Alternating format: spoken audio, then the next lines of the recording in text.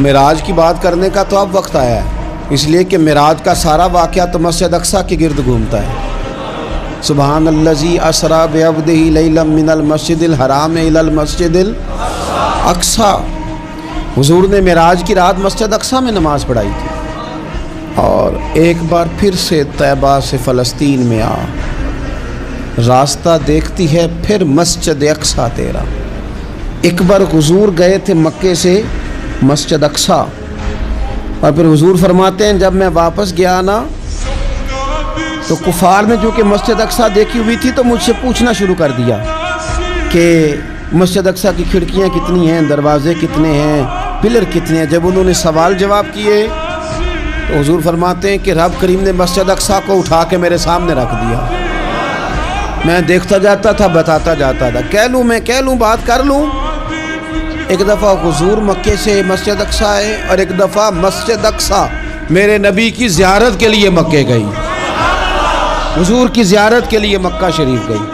اور میرے نبی تو صرف کسی چیز کی طرف ایک دفعہ دیکھ لیں تو وہاں رحمت کے پھول کھلتے ہیں۔ مسجد اقصیٰ کی طرف منہ کر کے 17 مہینے میرے نبی نے نماز پڑھی ہے۔ مسلمانوں پتہ ہی کوئی نہیں، ہماری خبریں ہی اور ہیں، ہمارا درد ہی اور ہے، ہمیں پتہ ہی نہیں بم کہاں برس رہے ہیں، ہمیں یہ خبر ہی نہیں۔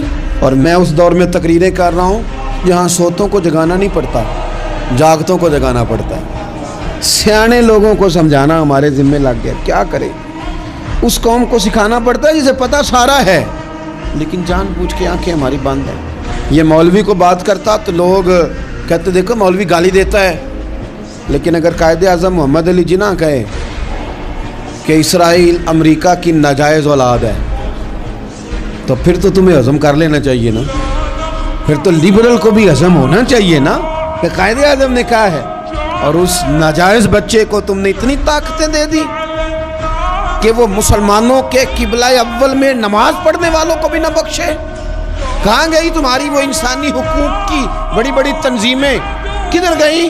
اور میرا پاکستانی میڈیا سے بھی سوال ہے، چند دن پہلے سیالکوٹ میں ایک واقعہ ہوا، ناانصافی ہو گئی جی ایک بی بی کے ساتھ۔ ہر بندے نے شور مچایا، بڑے بڑے طوفان اٹھتے ہیں، کیوں ہوا جی کیوں ہوا؟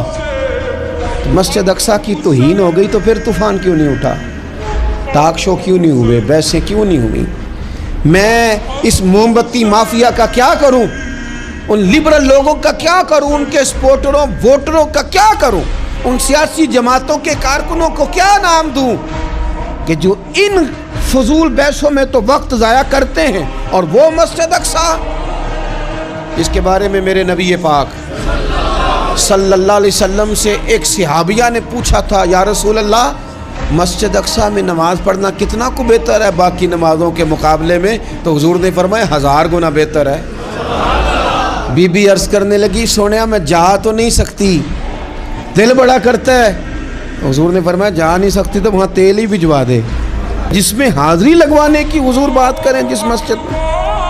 اور نبی پاک علیہ السلام نے فرمایا خاص کر کے سفر کرنا ہوا تو 3 مسجدوں کے لیے کرنا، ایک مسجد حرام بیت اللہ کے لیے، ایک مسجد نبوی کے لیے، اور تیسرا مسجد اقصیٰ کے لیے۔